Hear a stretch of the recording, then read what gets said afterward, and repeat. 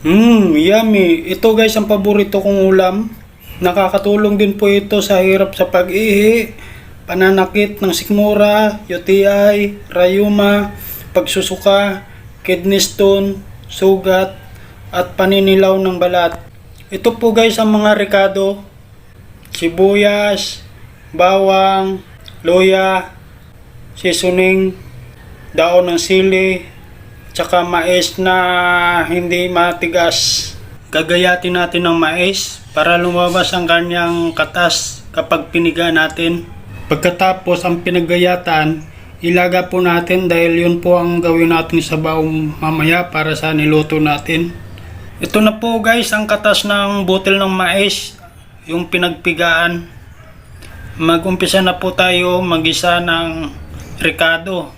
Bahala na po kayo kung gaano karami na mantika ang ilagay nyo. Unahin muna natin ang bawang.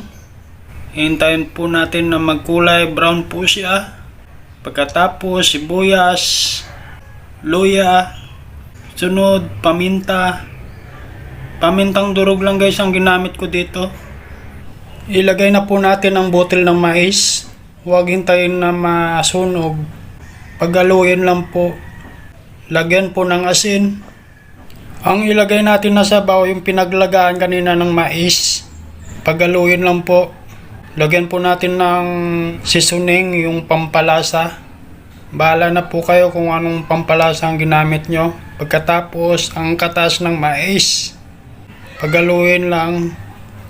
Pagkatapos nyo takpan guys, pwede nyo nalagyan ng daon ng sili. Ganun lang po guys.